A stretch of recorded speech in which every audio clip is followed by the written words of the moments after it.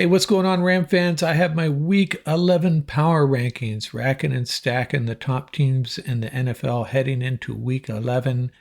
We always kick this off with a review of the teams who I have declared their seasons are over, kiss it goodbye, see you next year, and we have two new additions to that list.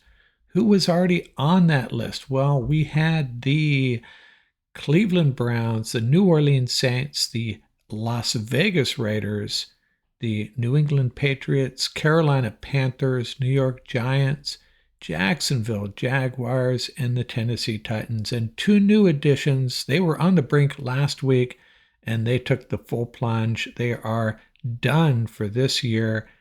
Kind of going out on a limb a little bit with these two teams, but well, not with the Cowboys. Cowboys are done. I feel very comfortable with that. With Dak out, that team, man, there's some changes coming, I think, hopefully at the top. And the other team, the New York Jets, man, I was really hopeful that they could turn the corner with Aaron Rodgers back, but it's gone south. Now, this is a team that I think there's a little bit of hope, but I decided to take the plunge on the Jets as well.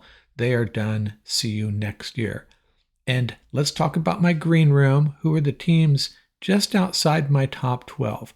Well, I have one team that left the green room for a good reason. They moved on up. We'll get to them in a second.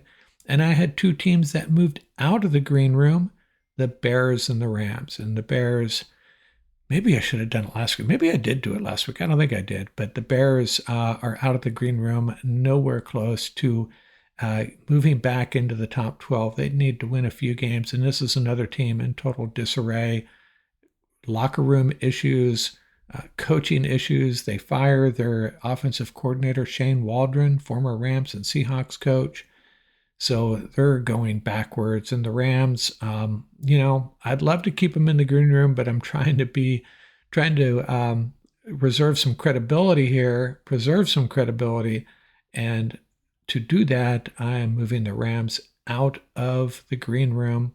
Now, if they hammer the Patriots by 20, maybe they'll re-enter, but they have a tough road ahead. After the Patriots, they get the Eagles on Sunday night. And I'm starting to think the Rams are going to have to steal a win against either the Eagles or the Bills. That would give them a big boost, but we need to see it, as we've talked about on the roundtable. Show us Sean McVay and the Los Angeles Rams offense. Show us something. Show us you deserve it.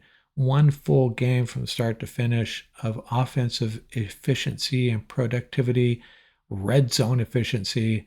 And when we see that, we'll start talking green room and top 12 potentially once again. So let's take a closer look at this green room. I already said the Rams and Bears are dropping out. One team moving up and in, one team moving down and in. So who are the teams that remain in the green room? Well, we had the Atlanta Falcons, the Denver Broncos, and the Cincinnati Bengals.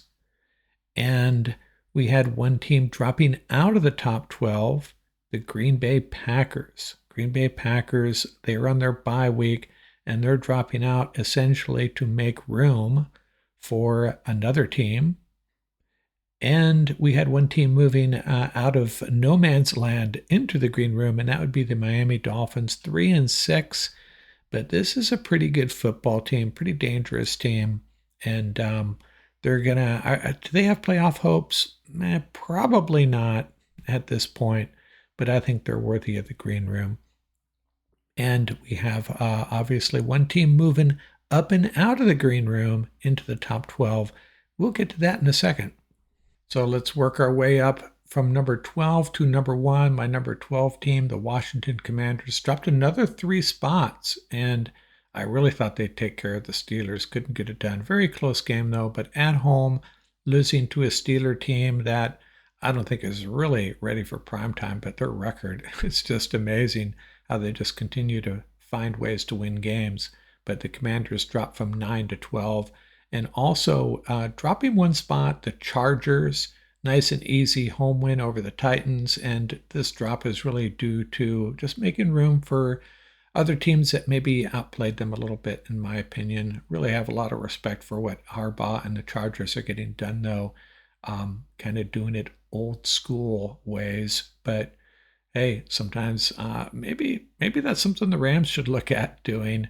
Um, Rams are probably more entertaining than the Chargers, but Chargers are winning more, and the Steelers definitely winning more. They move up one spot with that record, but I'm still not sold. Got to hand it to Russell Wilson. He's kind of might be in the process of proving me wrong, but he did have 2 or 3 year period where I thought he was, um, his play was falling off. He's bounced back, so give him credit.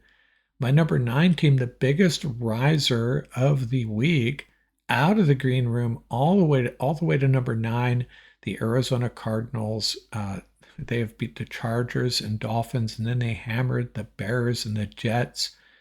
And this team, they're kind of scary right now. Now, we're used to seeing the Cardinals have a major blip in their rise to playoff contention, and maybe that is yet to come. But kind of, if you're a Cardinal fan, you got to like what you're seeing right now. Very complete team.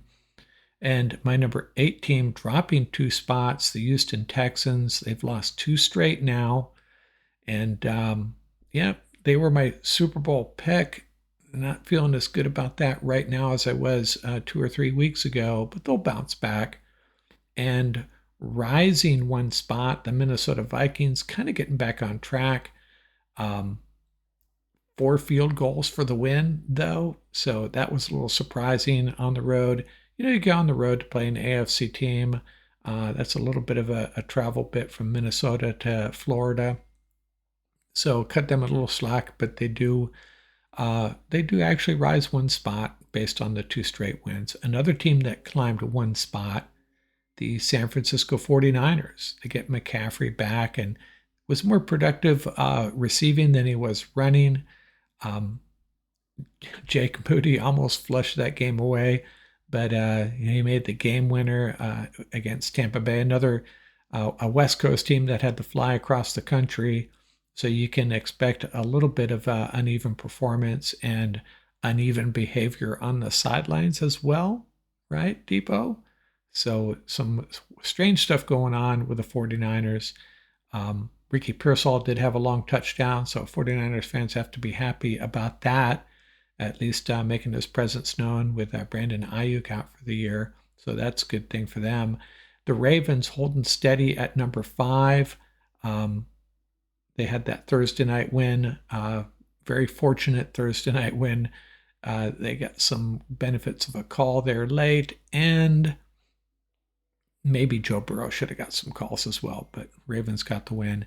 And another team that no movement here again for the Philadelphia Eagles. They clobbered the Cowboys. They remain my number 4 team. I don't know what to make of a win over the Cowboys, but hey, you go on the road, beat a divisional opponent. Really, no doubt about that game from start to finish. Eagles in total control.